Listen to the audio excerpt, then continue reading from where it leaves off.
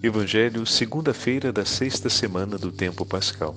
O Senhor esteja convosco, Ele está no meio de nós. Proclamação do Evangelho de Jesus Cristo, segundo São João. Glória a vós, Senhor. Naquele tempo disse Jesus aos seus discípulos: Quando vier o defensor, que eu vos mandarei da parte do Pai, o Espírito da verdade que procede do Pai, ele dará testemunho de mim. E vós também dareis testemunho, porque estáis comigo desde o começo. Eu vos disse estas coisas para que a vossa fé não seja abalada. Expulsar-vos-ão das sinagogas, e virá a hora em que aqueles que vos matar julgará estar prestando culto a Deus. Agirão assim, porque não conheceram o Pai nem a mim. Eu vos digo isto, para que vos lembreis de que eu o disse quando chegar a hora. Palavra da salvação. Glória a vós, Senhor. Segunda-feira da sexta semana do tempo pascal, em nome do Pai, do Filho e do Espírito Santo. Amém. Queridos irmãos e irmãs, hoje a Santa Liturgia nos entrega os dois últimos versículos do 15º capítulo e o início do 16º capítulo. Como vocês puderam ouvir na proclamação do Evangelho de hoje, há uma continuidade entre o 15º e o 16º capítulo. Estamos sempre dentro da última ceia, do discurso feito pelo Senhor Jesus aos apóstolos. Ontem no Evangelho, ouvimos o Senhor dizendo para eles: Eu não vos chamo servos, vos chamo amigos, porque tudo o que ouvi do meu Pai eu vos dei a conhecer. Eu vos escolhi e vos separei e vos designei para que produzais fruto e o vosso fruto permaneça. Para que o fruto permaneça, para que possa ser frutuosa a vida dos apóstolos, foi precisa a escolha de Deus. O amor por primeiro, lembram da nossa meditação de ontem?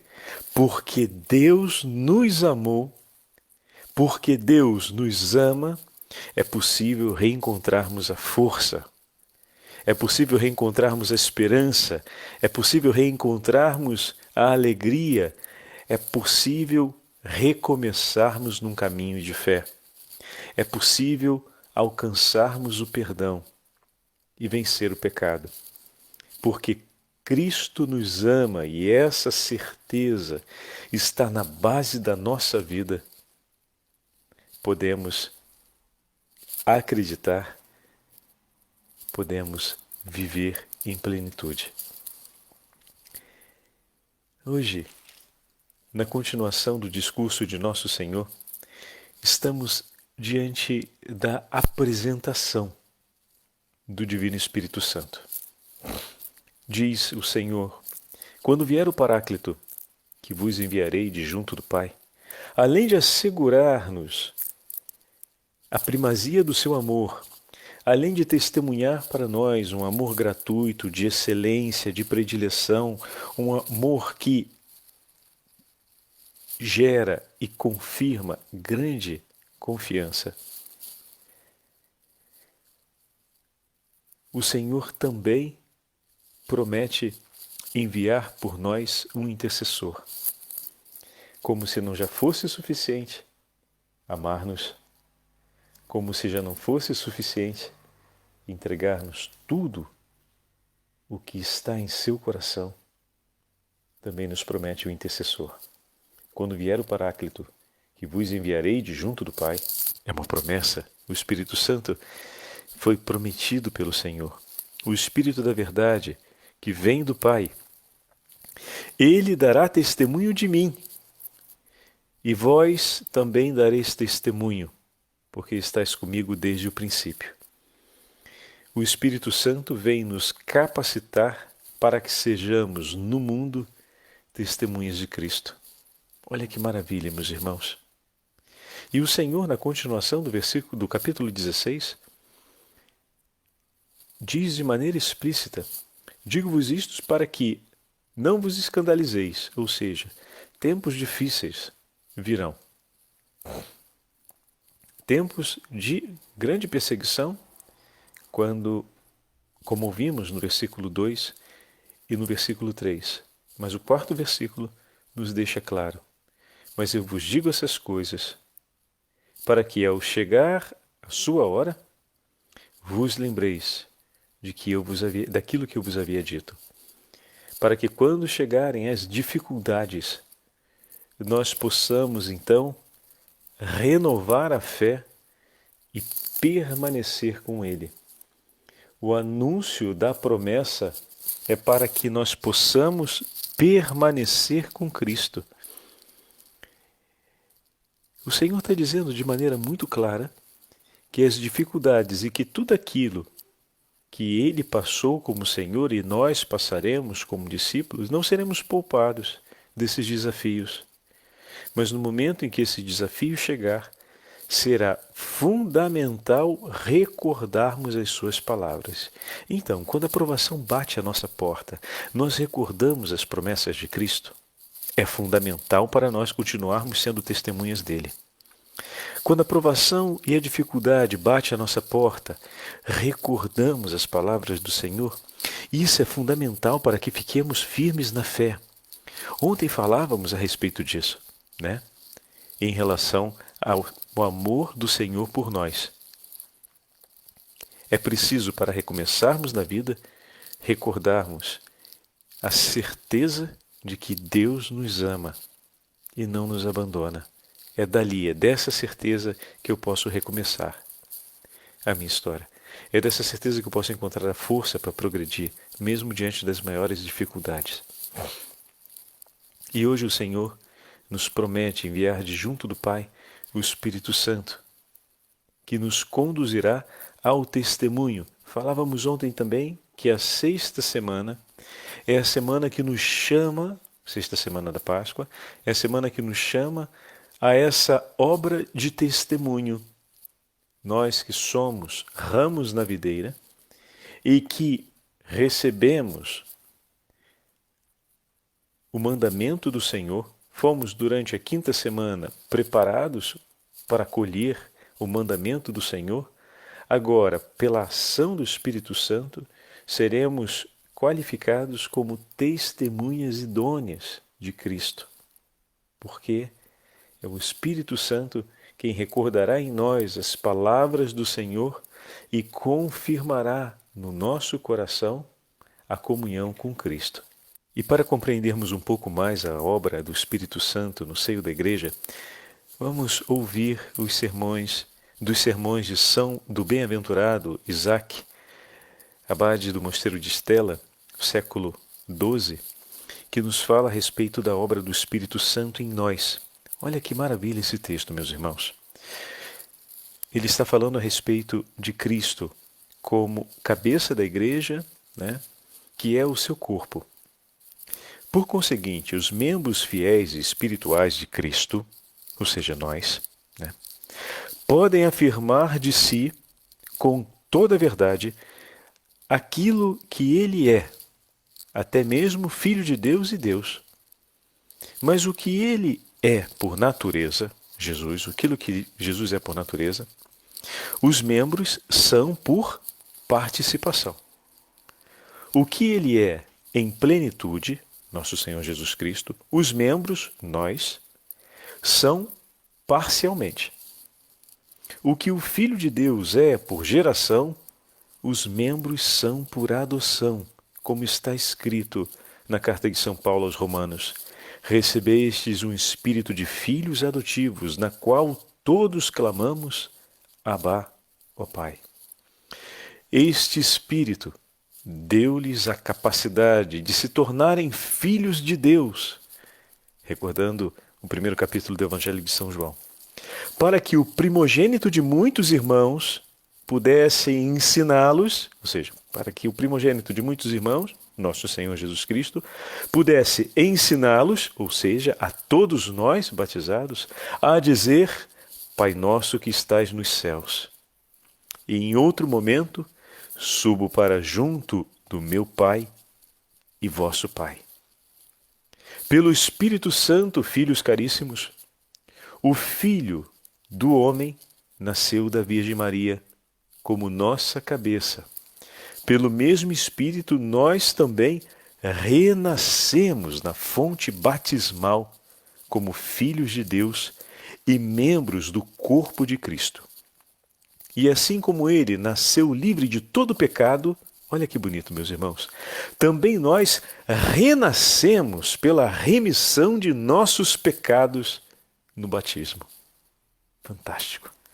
Assim como na cruz ele tomou sobre seu corpo de carne os pecados de todo o corpo, do mesmo modo, pela graça da regeneração, concedeu ao seu corpo espiritual, a igreja, que não lhe fosse atribuído nenhum pecado, como está escrito: feliz o homem a quem o Senhor não acusa de pecado algum.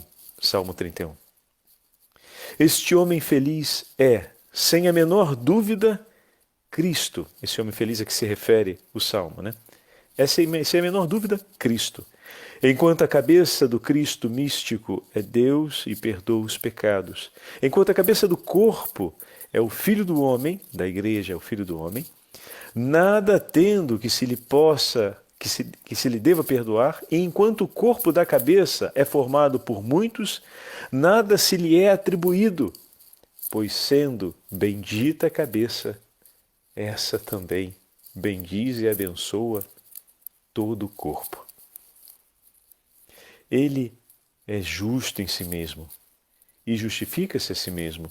Ele próprio é redentor e redimido.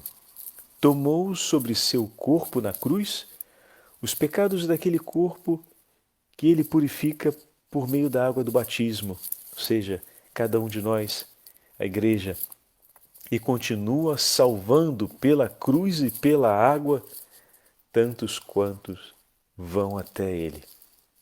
Ele é o Cordeiro de Deus que tira, que carrega o pecado do mundo. Ele é ao mesmo tempo sacerdote e vítima do sacrifício. Ele é Deus, que oferecendo-se a si mesmo, por si reconciliou-se consigo mesmo, com o Pai e com o Espírito Santo, a fim de que nós participássemos em Cristo de tão grande e perfeita comunhão na Trindade. Belíssimas palavras do bem-aventurado Isaac, que nos fala a respeito da ação do Espírito Santo e da entrega de nosso Senhor pela nossa salvação. Com as palavras de Santo Isaac, do Beato Isaac, conseguimos compreender como somos chamados a sermos no mundo testemunha dessa obra de santidade realizada em Cristo, como no mundo nós somos chamados a sermos testemunho da ação do Espírito Santo no corpo místico do Senhor, que é a Igreja.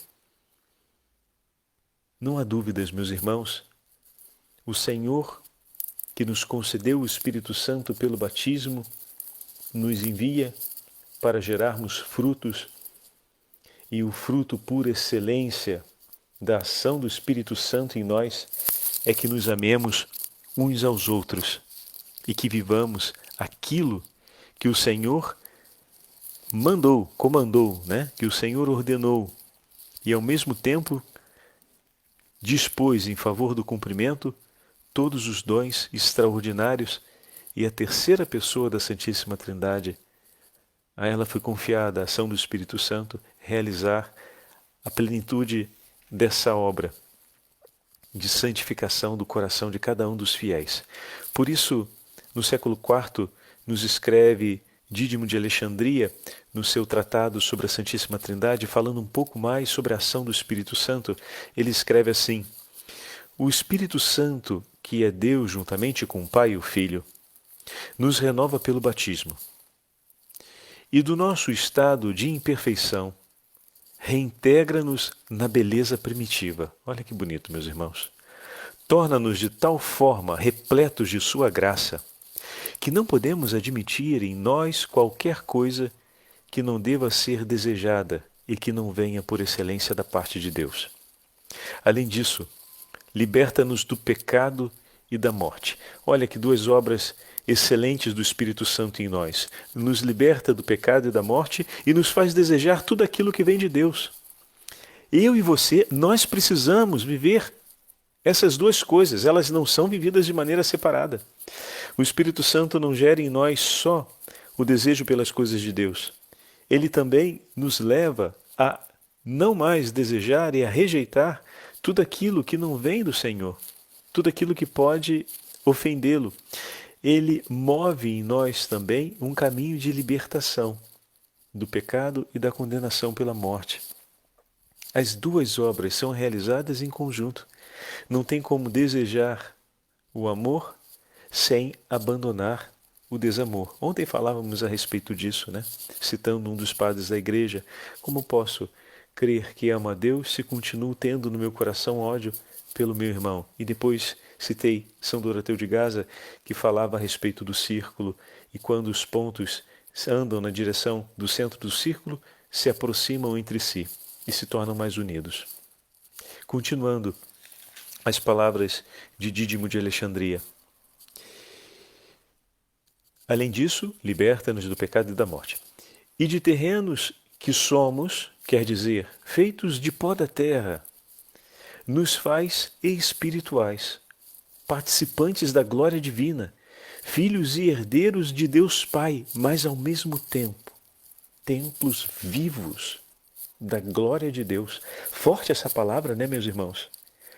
Nós nos admiramos e desejamos o reino dos céus. Mas o Deus infinitamente bom e perfeito, escolhe habitar no nosso coração. Todo aquele que guardar a minha palavra, eu e o Pai viremos e faremos nele a nossa morada.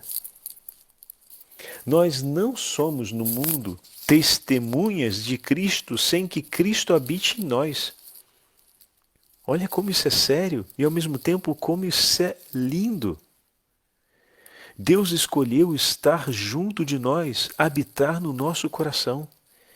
Teu coração foi feito para amar. Por isso, cada vez que você sentir dificuldade, recorda-te dessa verdade. Deus te criou para amar e está pronto para te ajudar, para que você consiga amar. O teu coração foi feito e é capaz sim de amar. Deus o ungiu e o consagrou para isso. E moverá céus e terras para que seja aquele lugar o lugar bendito do seu repouso. Então não tenha dúvidas. Se pesa sobre ti o desamor, a memória, se pesa sobre ti a dificuldade de permanecer amando o teu irmão, suplica ao teu Senhor, mas recorda com fé essa verdade. Deus nos criou para que vivamos no amor, para que a plenitude do seu amor aconteça em nós, para que nós possamos participar na totalidade do seu amor, ainda que agora, como ouvimos ainda há pouco, na leitura de Santo Isaac, ainda que possamos parcialmente, por conta dos nossos pecados, mas o nosso coração, como nos ensina São Paulo, deseja continuamente viver totalmente em Deus. Paulo diz, meu viver é Cristo, não tem outro que eu queira, não tem outra coisa que eu persiga nessa vida a não ser viver Cristo. E para isso fomos criados. Continuemos. Faz-nos ainda conformes à imagem do Filho. Olha a obra do Espírito Santo. Faz-nos ainda conforme à imagem do Filho, seus co-herdeiros e irmãos, destinados a ser um dia glorificados e a reinar com Ele. Entende a que estamos chamados? A reinarmos com Cristo, a participarmos junto com Ele na sua glória. Como pensamos em um dia poder participar da glória do Senhor se não participamos da sua cruz aqui na terra? Não é verdade? Como pensamos de participar dignamente ao lado do Senhor na glória do reino dos céus, se também nós não oferecemos a nossa vida em sacrifício de amor? Mas o Espírito Santo que nos foi dado, ele nos foi dado para que nós consigamos entregar a nossa vida como sacrifício de amor. Ele nos foi dado para que nós possamos tomar a nossa cruz e seguir Jesus. Ele nos foi dado para isso. Para que essas coisas aconteçam, porque ele nos foi dado para que participemos da glória de Cristo no reino dos céus. E todo o caminho que nos leva a essa participação, o Espírito Santo virá em nosso socorro e nos ajudará a percorrer. Continuando. Em vez da terra, dá-nos de novo o céu. Olha que maravilha! O Espírito Santo não foi nos dado para que nós possamos viver nessa terra e conquistar tudo o que essa terra nos oferece, ou seja, os prazeres, as paixões e a satisfação desse tempo. Ele nos foi dado para que pudéssemos ter de novo o céu. Abre-nos generosamente as portas do paraíso. Honra-nos mais do que os próprios anjos, pois somos chamados filhos de Deus pelo batismo. Olha só. E com as águas divinas do batismo, apaga as imensas e inextinguíveis chamas do inferno que se levantavam contra nós. Os homens são concebidos duas vezes, uma corporalmente, a outra pelo Divino Espírito Santo nas águas do batismo. Acerca de um e do outro nascimento, escreveram muito bem os autores sagrados. Citarei o nome e a doutrina de cada um. São João Evangelista diz: a todos que o receberam, deu-lhes a capacidade de se tornarem filhos de Deus, isto é, aos que acreditam em seu nome, pois estes não nasceram do sangue, nem da vontade da carne, nem da vontade do homem, mas de Deus mesmo. Prólogo do Evangelho de São João. Todos os que acreditaram em Cristo, afirma ele, receberam a capacidade de se tornarem filhos de Deus, quer dizer, do Espírito Santo, e participantes da natureza divina. E para ficar bem claro que o Deus que gera é o Espírito Santo, acrescenta essas palavras de Cristo: em verdade te digo, se alguém não nascer da água e do Espírito, não pode entrar no reino de Deus. A ação do Espírito Santo, meus irmãos, então é gerar os filhos de Deus. Gerar os filhos de Deus. Olha que fantástico. A fonte batismal dá a luz de maneira visível. A fonte batismal dá à luz de maneira visível o nosso corpo visível, pelo mistério dos sacerdotes. Mas o Espírito de Deus, invisível a todas as inteligências, é que batiza e regenera simultaneamente o corpo e a alma pelo ministério dos anjos. Essa imagem aqui faz referência ao batismo de imersão dos primeiros séculos, né? Cada vez que era submersa a pessoa, quando ela saía da água, ela abria os olhos e erguia-os na direção do céu ou da ápice do batistério, onde quase sempre tinha o mosaico de Cristo ressuscitado, ou do Cristo Pantocrator, e ali contemplava a imagem de nosso Senhor. Então, por isso ele fala sobre as mãos do sacerdote, que traz à luz o corpo, né? Outrora nas trevas da profundidade da água do batistério.